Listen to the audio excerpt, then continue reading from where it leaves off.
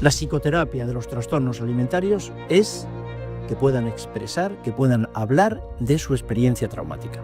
Lo que enloquece a las víctimas no es la experiencia traumática, lo que enloquece a las víctimas es el no poder contarlo. El paciente es un paciente con una historia de sufrimiento psíquico que va pasando por diferentes especialistas. Cada vez que pasa por uno de ellos y está obligado a guardar silencio, sufre una retraumatización. El terapeuta tiene que convertirse en esta autoridad protectora que permite la expresión del dolor, ¿no? La curación consiste en poder contarlo. Tienen que contarlo. Cuando la voz es silenciada, el corazón grita. Hacer psicoterapia es mirar. Esto es hacer psicoterapia. La mirada. ¿Por qué? Porque el fracaso de esta chiquilla está en la mirada. Lo de la distorsión en la imagen, esto es lo que decía, ¿dónde está eso? En la mirada de mamá. Es la mirada de mamá, es la mirada de papá, la mirada de las figuras de apego. Qué guapa eres, hija mía, cuánto te quiero, qué gusto, qué suerte tenerte, qué bonita eres, qué bonito eres. ¿Entendéis lo que quiero decir en plan coloquial? Eso, ese lenguaje, esos mensajes son los que finalmente esos mensajes organizados son lo que luego en plan cuñada se llama autoestima. Esa es la autoestima. Efectivamente, tú te quieres porque te han querido. Es que esto me parece tan obvio, ¿verdad? No, quiero pediros disculpas porque algunas de estas cosas pueden parecer obvias. Lo que ocurre es que luego cuando yo estoy en contacto con colegas, con unidades de tratamiento especializado en anorexia, todo esto no existe. Curiosamente no veo nada de esto en el tratamiento habitual de estas pacientes, ¿no? Entonces mirar para ver, ¿no? La queja recurrente de estas pacientes es que no me entienden y es absolutamente cierto. Nadie las entiende. De manera que en contra de lo que he escuchado 1000 veces y vosotras también, de que las anoréxicas son unas mentirosas, las anoréxicas son unas manipuladoras, son todas unas histéricas y todo lo hacen para llamar la atención. En contra, no, perdón, todo eso es cierto. Claro que es cierto. Lo que ocurre es que la mentira es relacional. Son mentirosas porque en este sistema, primero el sistema familiar y luego el sistema hospitalario, lo único que se puede hacer es mentir. Es decir, me parece que la mentira, que siempre es relacional, no hay un gen de la mentira. La mentira otra vez se origina en la cara de mamá y de papá. ¿Se entiende eso? Se entiende, otra vez no os pregunto si os gusta, pero no hay un gen de la mentira y el bebé no quiere mentir. No, la mentira se aprende. Y se aprende en función de la cara del interlocutor. Es el interlocutor el que genera la mentira. Y vosotras lo sabéis. Ahora que no nos oye nadie, lo sabemos todos. ¿A que sí? Sabemos a quién mientes y a quién no. Y depende de la cara del otro, ¿no? Así que son mentirosas, que son manipuladoras, que son histéricas, sí, que son... Claro que sí, claro, naturalmente que sí, claro que sí. ¿Por qué? Porque no les dejamos ser de otra manera. Yo solo puedo hablar bien de mis pacientes anoréxicas. Solo puedo hablar y me enfada cuando se les dirigen estos epítetos con ánimo de molestarla, ¿no? No las entienden, efectivamente. Esto se lo explico a ellas. Esta es una imagen que yo tengo sin texto, solamente la foto del iceberg, ¿no? Sin texto, ¿no? Y les explico, esto es lo que de lo que vamos a hablar. El motivo de consulta, que siempre esto es un mantra que repetimos en nuestra casa, el motivo de consulta nunca es el problema. Hacedme caso. Pensadlo así. El motivo de consulta es un problema. En este caso es obvio. Esto no lo vamos a discutir, ¿verdad? El motivo de consulta es un problema. Claro que es un problema, hombre, la chiquilla se puede morir. Pero no es él. ¿Os dais cuenta? Cambia el artículo. O sea, el motivo de consulta nunca es el problema. Y me da igual que sea TDAH, que sea depresión, que sea fobia social, que sea lo que queráis. El motivo de consulta nunca es el problema. El motivo de consulta es un problema. Y el motivo de consulta es la décima parte de lo que el paciente me está trayendo. ¿Qué ocurre? Que si yo me quedo, porque el sistema sanitario es así como me lo ha enseñado, ¿no? Y el sistema académico, me quedo en la parte superficial del iceberg, pues eso es lo que estoy tratando. Luego llega el Titanic cerca y se hunde, lógicamente, porque choca. ¿Qué es lo que ocurre en el sistema sanitario occidental? Que el sistema sanitario occidental es el Titanic y choca y se hunde porque no ven la parte sumergida del iceberg, ¿no? El problema de estas pacientes, lo que me han enseñado, estoy triste, estoy enfadada, tengo miedo, no tengo palabras, la alexidimia, no tengo palabras, por eso ¿cómo? Si pudiera decir que estoy sola, que estoy triste, que me parece injusto que me traten así, que me siento abandonada, cuando pueden decir todo eso, yo les ayudo. Eso es lo que hacemos en psicoterapia. Esa es la psicoterapia de los trastornos alimentarios. ¿También se entiende? Que puedan hablar del problema. Cuando pueden hablar de eso, cuando pueden llorar, que papá y mamá no te han querido, Que no podían hacer otra cosa, es verdad, pero no te han querido. Cuando podemos llorar eso, dejo de comer, o dejo de vomitar, o ya puedo comer. No tengo palabras, claro, nadie me entiende, no me lo puedo tragar, ¿no? Ese es el problema, ¿no? Así que vosotras elegís, esta es una elección que podéis hacer en este momento, si lo que vais a tratar son etiquetas o conflictos. Esto es la alimentación y el peso egosintónico. Aquí en el centro de la imagen podemos poner el trastorno por atracón, podemos poner anorexias no especificadas, lo que queráis. El DSM-5, lo ponemos en el centro, el DSM-5. Entonces, tratáis eso o lo que yo sugiero, que es el conflicto por el cual se manifiesta el sufrimiento humano. Y esto, otra vez, donde pongo alimentación, podéis borrar alimentación y podéis poner estado de ánimo, trastorno del estado de ánimo, esquizofrenia, drogodependencia, lo que queráis, el diagnóstico que queráis, trastorno del sueño, lo que os parezca. Bueno, esta es la cuestión. Sí, y esto me parece que es, claro, esta es la manera de hacer psicoterapia. Nosotros no hacemos psicoterapia del centro de la imagen, lo que procuramos es hacer psicoterapia del conflicto causante del motivo de consulta, ¿no? La historia personal que no se escucha. Esto es un ejemplo precioso en los trastornos alimentarios. Exactamente esto, ¿no? La historia personal que no se escucha. Es una metáfora de la crisis sistémica, la cultura dominante, la familia como brazo armado, ¿no?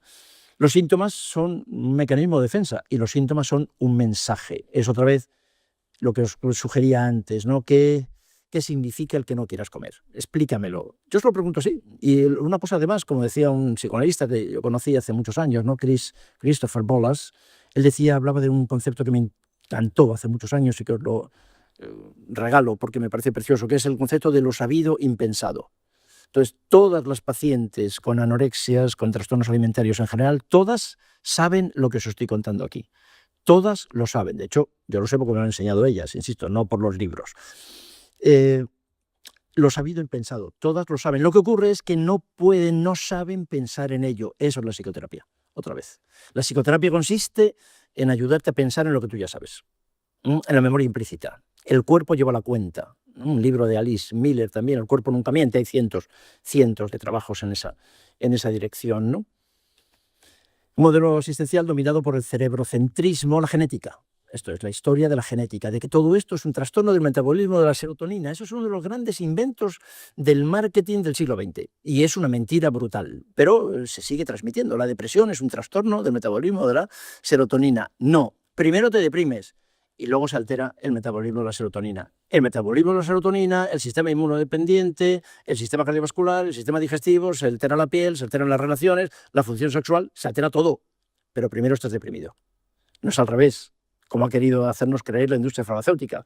Porque si yo me creo que la depresión o el TDAH es un trastorno de la dopamina, entonces la cuestión es dar un medicamento para que supuestamente reajuste el desequilibrio, ¿no? Un invento de marketing que afortunadamente ya está en ruinas, ya está contestado, pero una cosa tremenda, ¿no?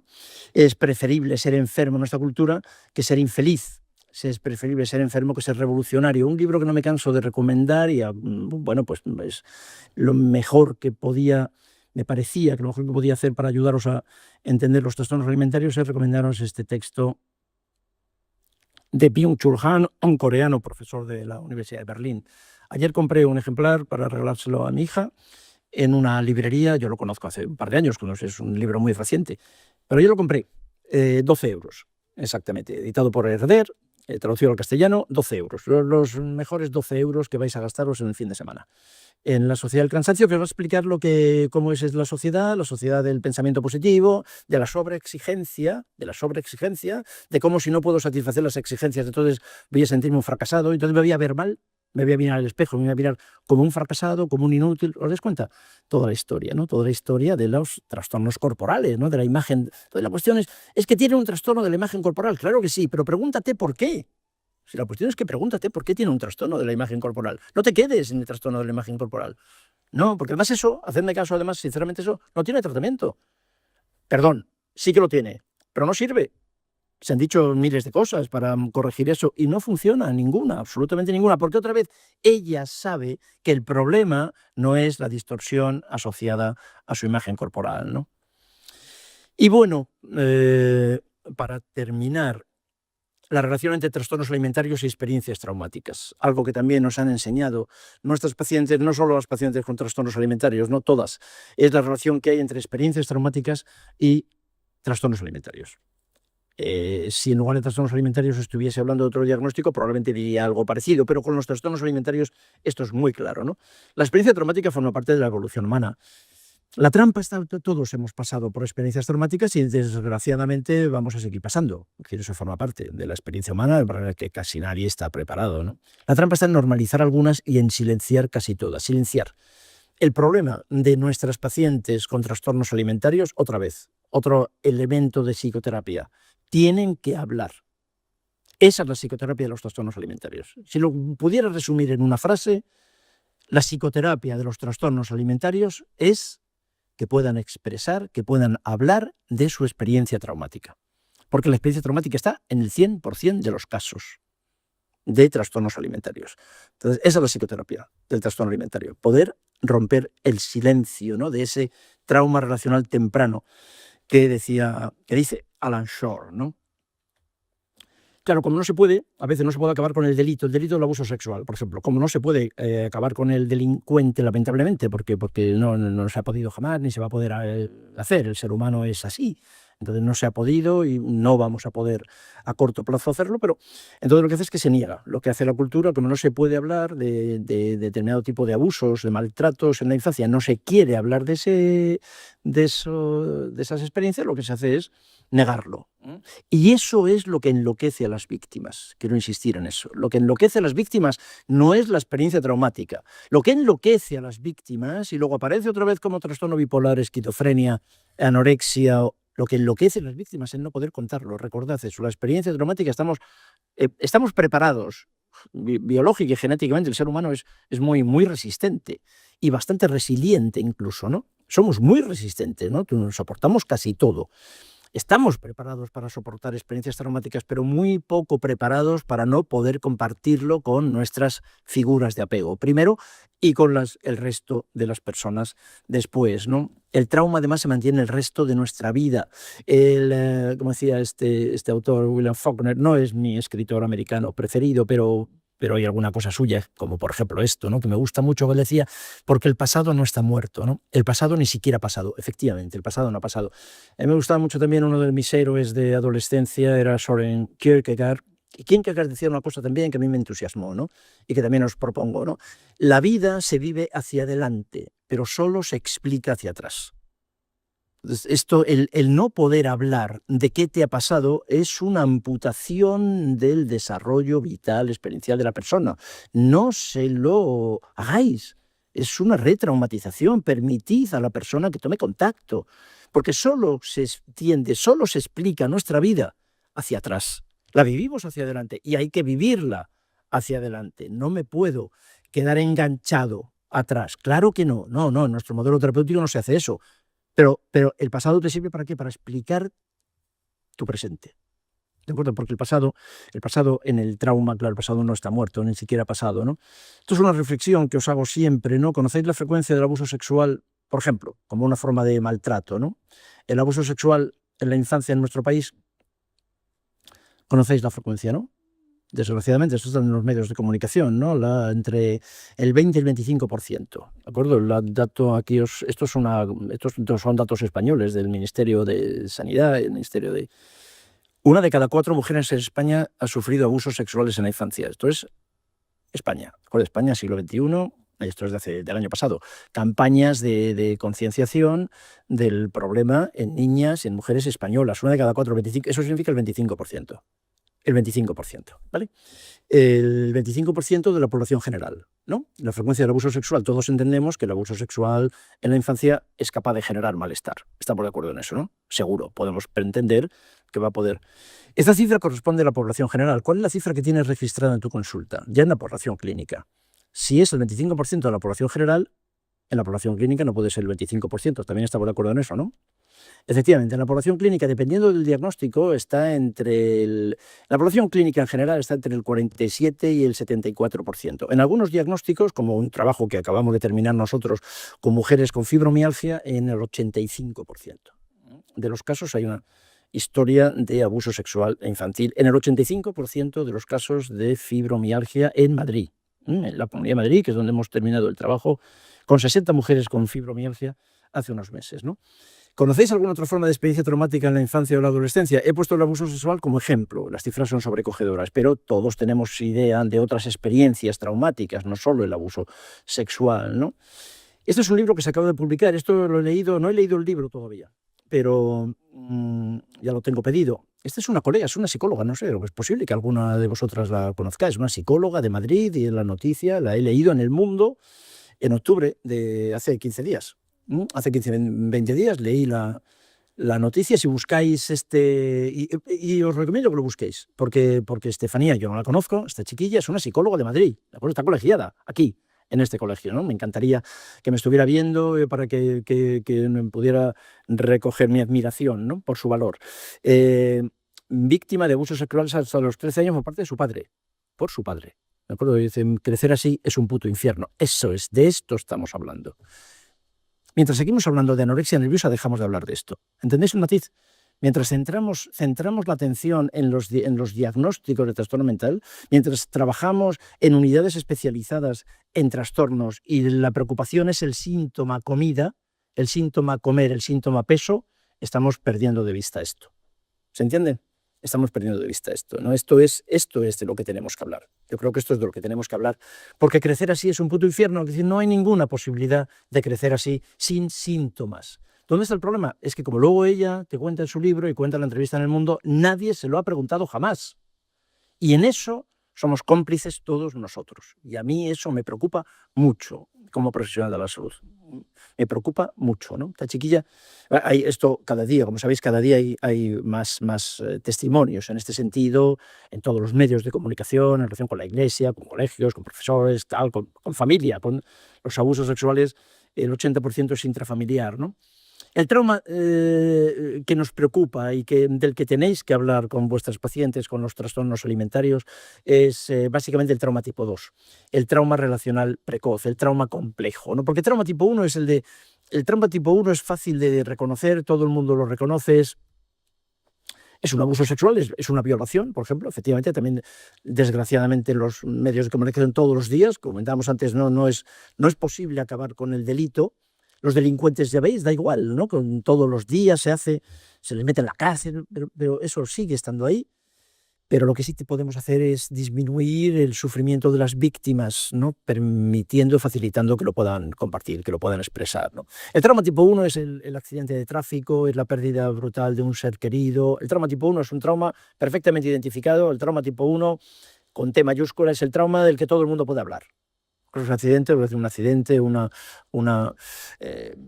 tiene voz. El trauma tipo 1 tiene voz, se puede hablar. Lo que nos preocupa en la clínica a nosotros es el trauma complejo, es el trauma relacional precoz, es este tipo de trauma, ¿no? Como el nuevo concepto de Alan Shore del trauma neuronal, este tipo de situación traumática repetida en el tiempo, de la que no se habla y que afecta a las neuronas y que afecta a los circuitos neuronales y que se instalan ahí para el resto de la vida en forma de memoria implícita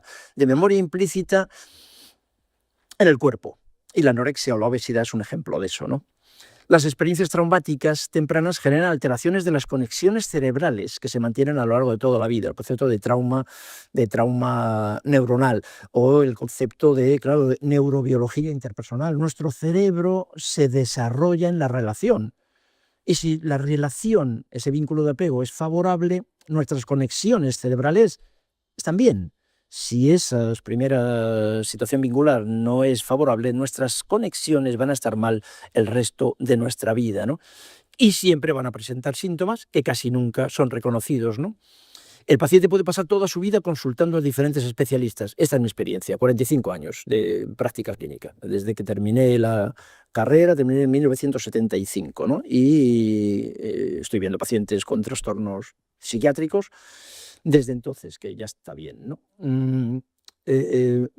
Fenómenos de migración y sustitución, cuando lo miras, cuando te pones a mirarlos, te encuentras con que son pacientes que van pasando porque las especialidades no se han creado para el beneficio de los pacientes, sino para el beneficio de la administración sanitaria. El paciente es un paciente con una historia de sufrimiento psíquico que va pasando por diferentes especialistas. Conocéis más de un caso. Y si no conocéis más es porque no os han enseñado, nadie os ha enseñado a mirarlo, pero hacedme caso. Van pasando por diferentes especialistas, psicólogos, endocrinos, ginecólogos, dermatólogos, van pasando por diferentes lugares.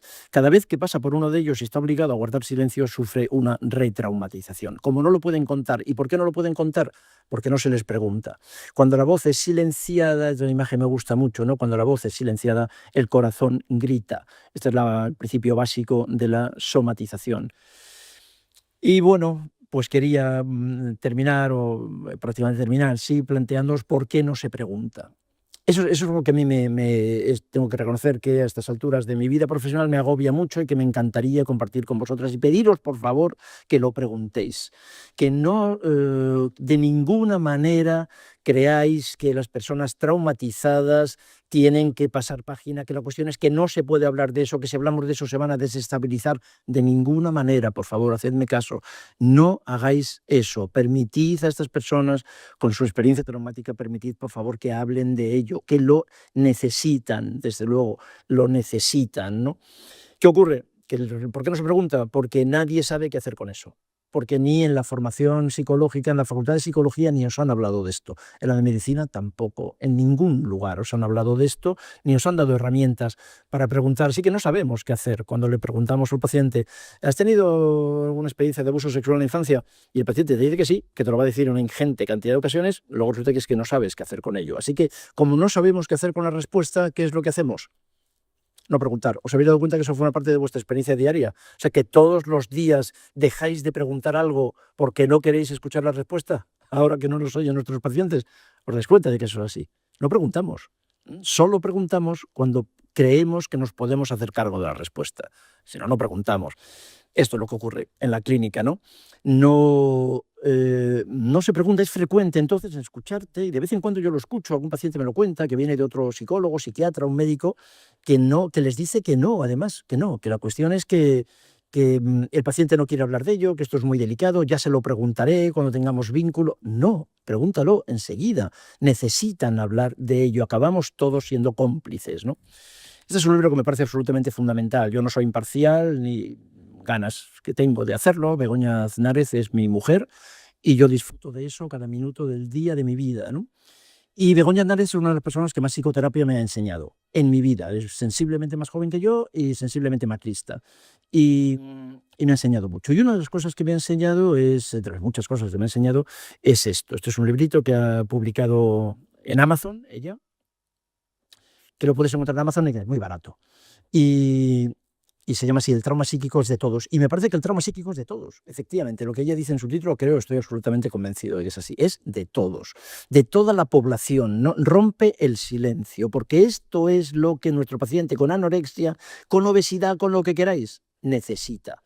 Y lo están pidiendo a gritos, que sin embargo son acallados por expresiones del tipo de pasa página, eso déjalo ya, tienes que superarlo, supéralo. A mí esto me parece que son expresiones que deberían de estar tipificadas en el Código Penal. Yo lo digo no se puede estudiar una carrera para luego decirle a una persona que ha sufrido una experiencia traumática de esta naturaleza, decir que, bueno, supéralo. Decir a un deprimido lo que tú tienes que hacer es animarte. Es lo mismo, ¿no? A una persona angustiada, relájate, o a un parapléjico, levántate y anda, ¿no? Eso está bien como milagro, pero no, es un disparate todo eso que lo que hace es muchísimo daño. O sea, por favor, no os veáis jamás diciéndole a una persona que supéralo ya, que esto hace mucho tiempo y que esto ya no importa. No, si tú no puedes hablar de ello, que yo lo puedo entender, entiendo muy bien que nosotros no queramos hablar de ello porque nos produce mucho dolor, porque deshumaniza a la especie, ¿no? Pero el problema es nuestro, no de ellos o de ellas. Ellas lo quieren hacer todos los días. Me encuentro con algún paciente que cuando se lo pregunto me dice que sí, me cuenta su historia y me comenta que no es la primera vez que se lo ha contado a alguien. Y cuando yo le pregunto, ¿y por qué no se lo has contado a nadie? La respuesta es una pregunta retórica, porque ya me lo sé, porque nunca me lo han preguntado.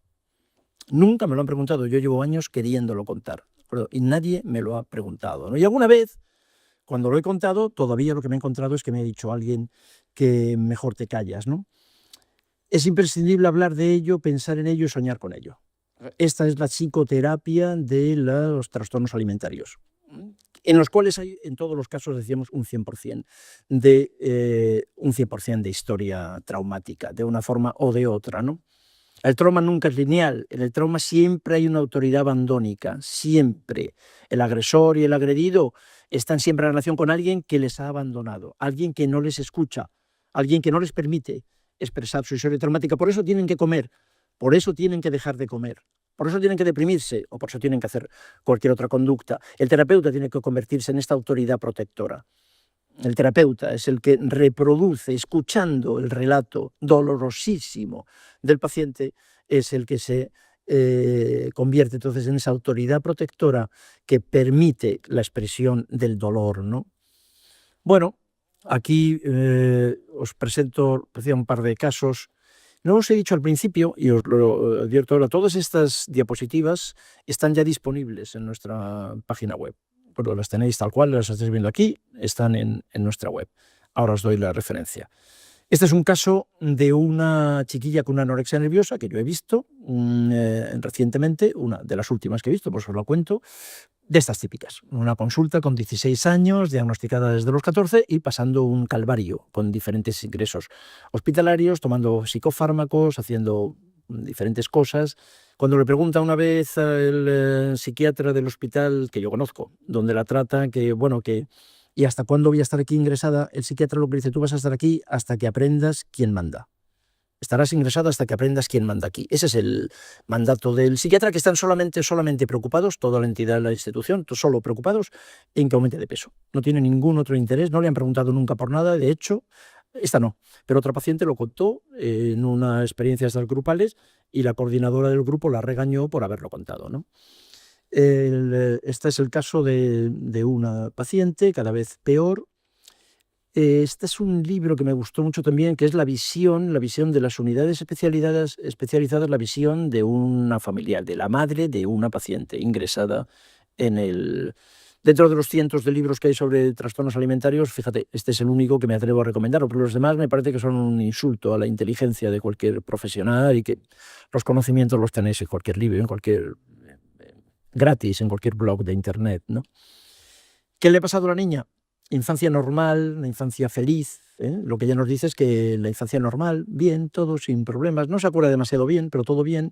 Padres exigentes, distantes, siempre estaban discutiendo entre ellos, pero bueno, lo normal, me decía, lo normal. Siempre estaban discutiendo, en casa siempre estaban discutiendo, pero luego no pasaba nada, no había cambios y bueno, y todos nos llevábamos muy bien, ¿no? Había el mito, lo que llamamos el mito de la armonía. De repente, está la cuestión, de repente a los 14 años comienzan los problemas, ¿no? ¿Y los problemas por qué comienzan a los 14 años? En la búsqueda del verdadero yo. Este es otro libro absolutamente imprescindible y os va a cambiar la vida profesional. Lo pedís también ahora mismo. En cuanto que salgáis, llegáis a casa, entráis en Amazon, os vais a la casa del libro. Es una colección que acaba de reeditar Tusquets. Yo estoy encantado porque la primera edición que yo leí, claro, tiene 30 años. El libro de Alice Miller, El drama del niño dotado. No se refiere a la dotación intelectual, no estamos hablando de superdotados. Es el niño, la traducción es para el niño regalado, ¿no? Del niño bueno. El drama del niño bueno. El drama del niño bueno, que tiene, la autora es Alice Miller, 16 o 17 euros. Es un libro barato, un libro de bolsillo que os va a cambiar la vida para entender a muchos de estos pacientes con una infancia feliz. La búsqueda del verdadero yo, ¿no? Este es el texto, está copiado del libro directamente de... El niño, ella habla así, se escribe en los años 70 y todavía se hablaba en neutro, ¿no? Habían reprimido sus necesidades afectivas y emociones más intensas para conseguir el afecto y la aceptación de los padres, según la cual la persona se comporta como cree que se espera de ella. Eso supone una aniquilación de la propia personalidad, ya no es ella misma, siguiendo el papel que los demás quieren que represente. Es el desarrollo de un falso yo. Esto aparece en todos los trastornos alimentarios, o en una inmensa mayoría de los trastornos alimentarios. Desde luego en los trastornos, sobre todo en los trastornos por anorexia, pero también aparece en la depresión. Otra vez, es que lo de hacer diagnósticos es una trampa que nos sirve para reunirnos aquí de vez en cuando, porque esta es un poco la norma, el hablar de diagnósticos, pero no es verdad que existan categorías puras. ¿Se entiende eso? Todos los pacientes con un trastorno alimentario también se puede hacer un diagnóstico de trastorno del estado de ánimo. También están deprimidos y trastorno del control de los impulsos y por abuso de sustancias y por ansiedad y por trastorno del sueño. ¿Os dais cuenta? Cualquiera de esos pacientes puede tener 5 o 6 diagnósticos de SM5, ¿no? El desarrollo del falso yo.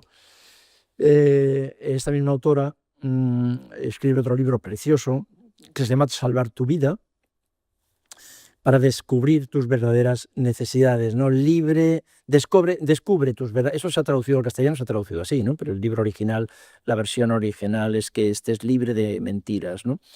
Y bueno, el último caso es que os contaba, era exactamente lo opuesto, era un caso de una obesidad mórbida. Una persona, una chiquilla con 39 años, psicóloga, por cierto, con obesidad mórbida, 226 kilos. Cuando yo la veo en tratamiento de los 18 años en diferentes ámbitos, endocrinos, dietistas, psicólogos, curanderos, psiquiatras, ha pasado por todas partes, ¿no? Libro de autoayuda.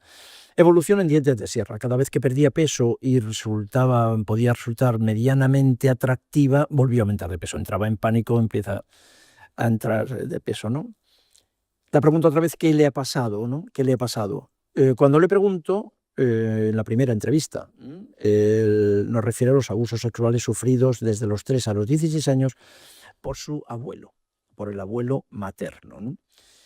Su queja no era tanto por el perpetrador, como siempre, es por los padres. Los padres no se enteraban. Cuando ella intentó contarle a su madre lo que estaba haciendo su padre, su abuelo, o sea, el padre de su madre, la madre la regañó, le dijo que no se enteraba, que cómo podía decir eso, la distorsión. Otra vez, claro. ¿Cómo puedes decir eso? ¿No? ¿Qué es lo que ella dice? Claro, pues no está pasando. Así que me estoy psicotizando, me disocio. Solo me puedo disociar. ¿Está claro eso? Porque cuando intento contarlo, lo que me dicen es que eso no está ocurriendo. Como yo tengo 4, 5 o 6 años, soy muy chiquitina, si mi mamá me dice que esto no está pasando, es que entonces no estará pasando. Así que lo que ocurre, claro que sé que está pasando, pero si me dice mamá que no, ¿qué es lo que hace? Que mi testimonio no tiene valor, mi percepción no tiene valor, es enloquecedor. ¿Os dais cuenta? ¿Se entiende? Se entiende, ¿verdad? Es enloquecedor, absolutamente enloquecedor, ¿no? Nunca me lo había preguntado. Es una psicóloga, ¿eh? Cuando se lo pregunto, y se lo pregunto en la primera entrevista, porque ya me lo sé, porque es que es permanente, esto es así. Ella me contesta, naturalmente me contesta, rompe a llorar, me contesta con un llanto liberador, ya se va llorando de la consulta y vuelve, naturalmente que vuelve, y vuelve feliz, y ahora mismo está muy bien, está de alta igual que la anterior, y pesa 72 kilos, ¿no?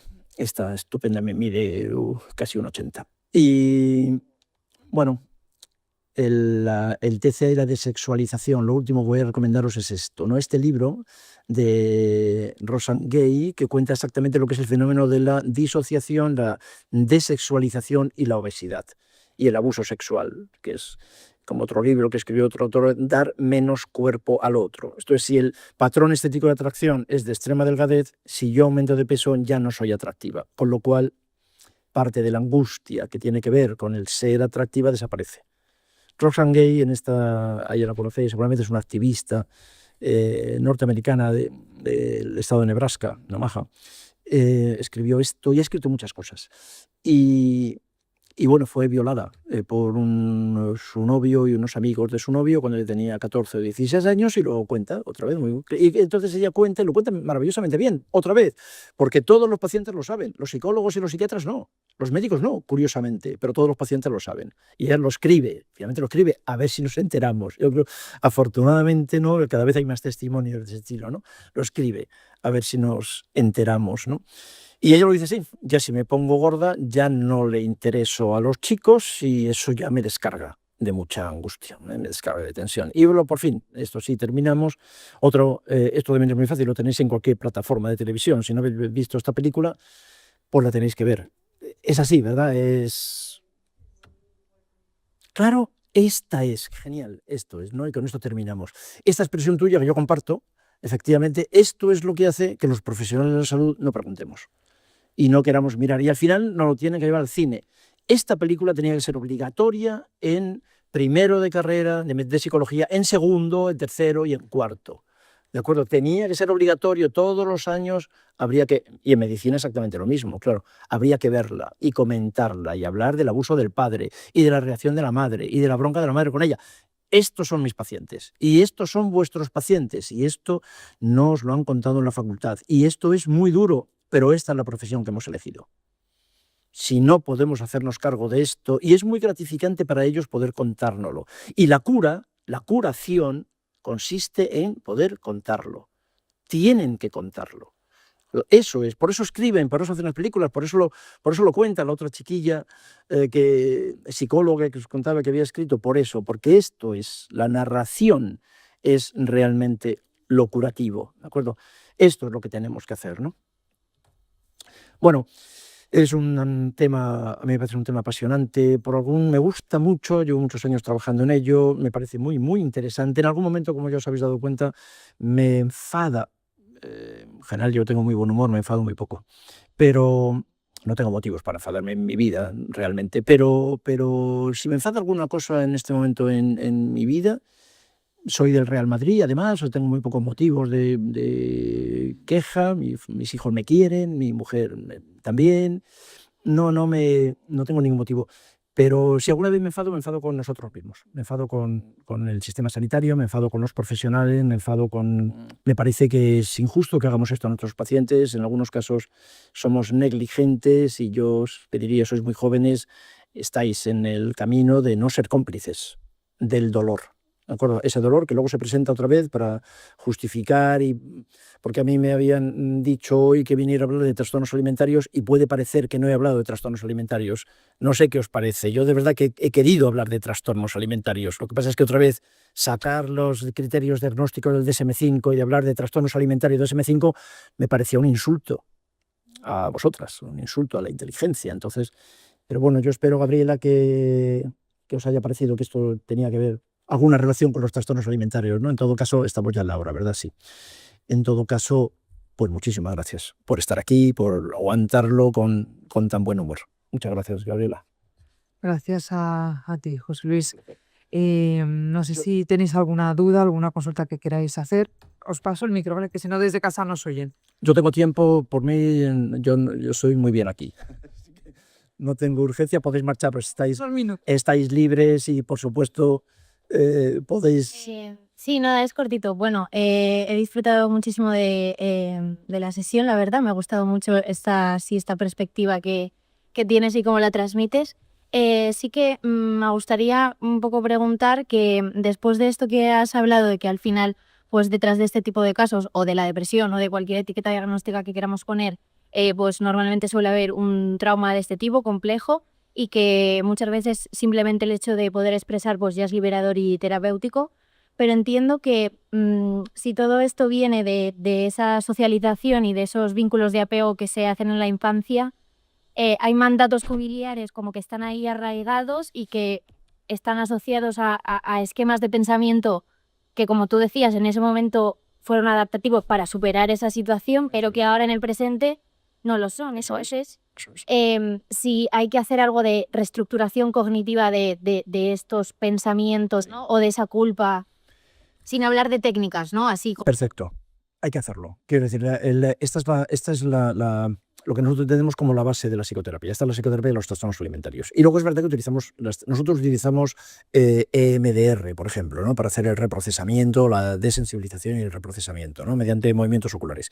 Antes de eso utilizábamos otro tipo de técnicas de corte psicodinámico que tiene que ver con mi formación. Las técnicas, hoy sabemos que las técnicas solo influyen en el 5% del éxito en la varianza de los resultados terapéuticos. La técnica tiene muy poca importancia y todo el mundo sabe hoy que la técnica no es... Y además cualquier modelo. O sea, este tipo de visión de los trastornos mentales tiene la gran ventaja de que vale para cualquier técnica que tú utilices, para cualquier modelo terapéutico. Si tú trabajas de lo cognitivo-conductual, vale. Perfecto. Si trabajas de lo psicoanalítico, vale. Si trabajas, da igual. La cuestión es que primero que podamos mirar al paciente y luego estos ajustes en la manera de pensar, como quieras, lo haces como quieras. Los ajustes en la manera de pensar se hacen a veces solos con la mirada del terapeuta, en la vinculación, en eso que se llama alianza terapéutica, que son todos los elementos básicos de la psicoterapia, y que es algo que hay que construir y que hay que mantener y que hay que reconstruir a veces porque la alianza se rompe. Bueno, en la alianza, una máxima que nosotros tenemos, ¿no? Lo que se ha roto en la relación se repara en la relación. En psicoterapia también, lo sepamos o no y nos guste o no, lo que hacemos realmente en psicoterapia es una reparación del apego. Y ahora hazlo como quieras. Estoy de acuerdo contigo. Hazlo como quieras, ¿no? Pero esa es la técnica. Hazlo como te parezca. Pero tienes que reparar el apego. La terapia es una experiencia emocional correctora. Y reparas lo que se rompió en la relación, se repara en la relación. Pero a partir de aquí, a partir de que se ha creado una vinculación terapéutica, un vínculo terapéutico, que no somos amigos del paciente, no. El vínculo es un vínculo terapéutico, ¿no? Sí, así es. Qué bien. A ti. Que cuando estuve haciendo un voluntariado con alguno de los refugiados, algunas chicas árabes Sí. tenían, o sea, padecían anorexia, pero para no casarse, o sea, para no llegar a la regla, no hacerse mujer, pero dejaban de comer, pero así, o sea, se acabó. Genial. Y no, o sea, y me pareció, o sea, que, o sea, para simplemente, pues un poco, supongo que debe ser la función de también estar muy gorda para desexualizarse, por lo mismo, ¿no? Lo mismo. Porque no me tengo que casar así. Genial. Qué bien. Te lo agradezco mucho. Sí, eso es exactamente así y eso rompe otro de los grandes mitos de la cultura occidental, que lo que dice es que las chicas anoréxicas lo que quieren es parecerse a las modelos y que entonces lo que hay que hacer es prohibir la talla 34 y que entonces hay que intervenir por ley en las pasarelas de modelos y tal. Todo eso es otra manera de no ver el problema. Es otra manera fantástica de no querer enterarse de nada, ¿no? La desexualización se puede conseguir con la obesidad, pero la desexualización se puede conseguir exactamente igual, como tú dices muy bien, con esa regresión. Claro, la princesita Virgo Fortis, ¿no? Del rey, la princesita de Portugal, ¿no? Hija del rey Juan de Portugal, exactamente lo mismo, ¿no? Santa Catalina de Siena. Todo esto está en la literatura, esto en las anorexias, como forma regresiva de perder la regla de no hacerse mujeres, de retroceder, hacer un trabajo regresivo para volver a ser niñas, no hacerse mujeres y evitar exactamente, ¿verdad? ¿Os acordáis que estaba, ¿no? Una de las cosas que yo decía en una diapositiva era como una manera de limitar el crecimiento, ¿no? Limitar el desarrollo. Efectivamente, claro que sí, ¿ves? Y ocurre, sí, en las culturas islámicas y por supuesto las cristianas. El dato que os voy a recomendar que leéis, que es muy interesante, como ejemplo de anoréxica desexualizadora, es Santa Catalina de Siena. Como ejemplo, Teresa de Ávila, Santa Teresa de Jesús y su bulimia nerviosa también. Hay muchísimos casos, ¿no? En la mística cristiana hay muchísimos ejemplos también de lo mismo.